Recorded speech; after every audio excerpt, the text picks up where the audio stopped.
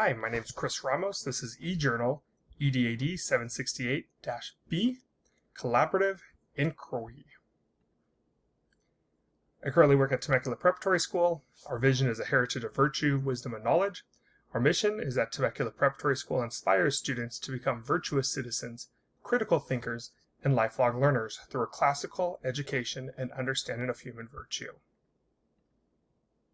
Today I'll be discussing promoting collaborative inquiry and problem solving, how the school develops a greater understanding of educational policies and practices, and my personal goal for community participation.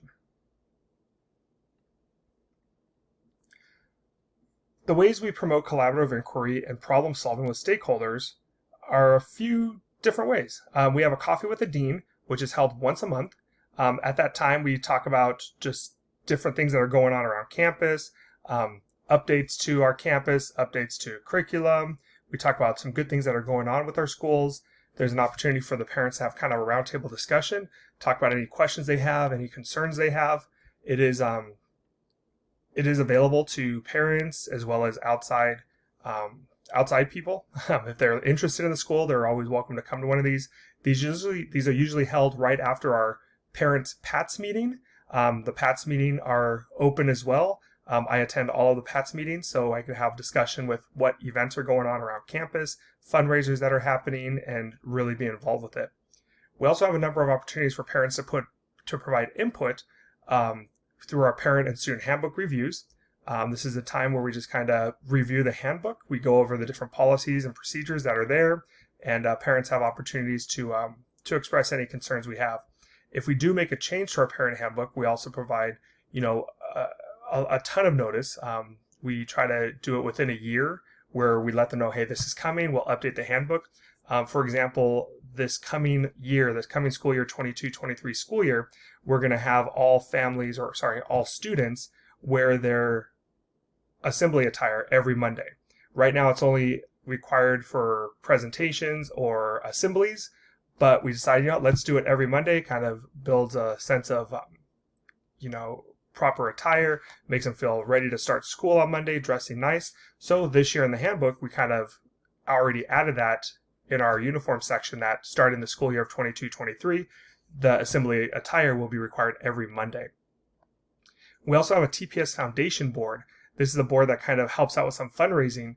A lot of our funds that we have at our school can't be used for, I want to say, some of the fun activities that aren't, I don't want to say not curriculum based, but really not curriculum based. The TPS Foundation helps provide staff with apparel, with t-shirts, with, we bought them umbrellas for the TPS Foundation board in the past. They provided staff with lunch.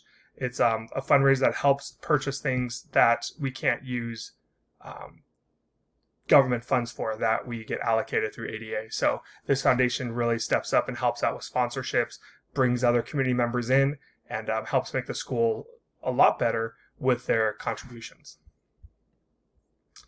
Second goal is we develop a great public understanding of education policies and practices.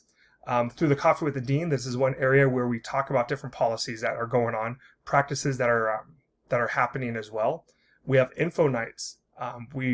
We do this for new laws that are passed. So if there's a new law being passed and, the state of California or the federal law has to be implemented, we'll have a night with the parents to kind of help them understand what the law entails, when it'll be in effect, and what it means for them as parents and for their children. It's also an opportunity where if parents don't like the law, not to argue with us because we have to follow it, but at least we can be a soundboard to let the parents know, hey, tell us what your concerns are, and we will be more than happy to pass these on to the state, to our superintendent of schools, just so they know that our community isn't all in favor of this new law.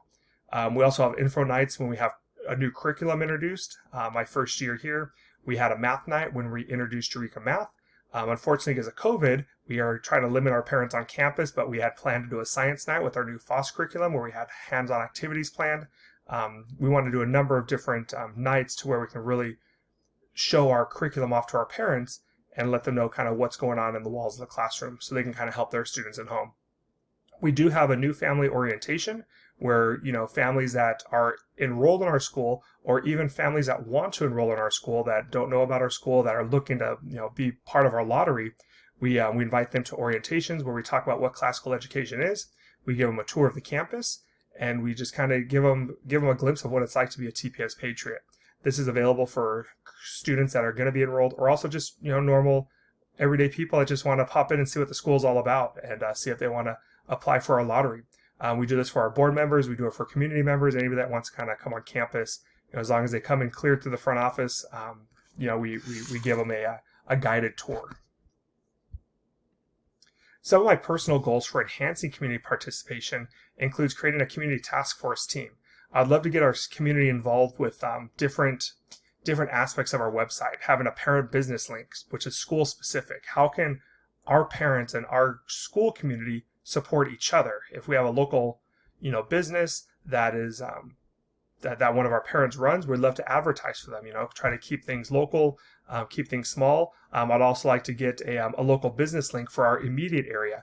In Winchester, we have a lot of local businesses that, students may not be at our school, but we'd like to get them involved with our school and try to, help support them through, through financial contributions of having families go to their restaurant to support them, go to their car dealership, go to their auto mechanic, just try to keep some of those services close by and within our school community.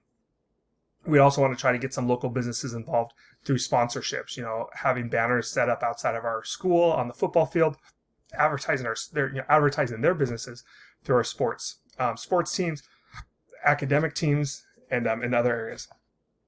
We also want to try to get community helpers on campus, having the police and firefighters come by, ambulance, just paramedics, anybody that can come and, showcase what they do to our families and to our students, so the students know, hey, if there's an emergency, you can call the police. This is what the police does. This is what a police canine does. So we always want to get some of those demonstrations at our campus to just draw a connection and know who our service members are. So if we ever do see them or ever do have a need for them, we know who's going to be showing up at our campus.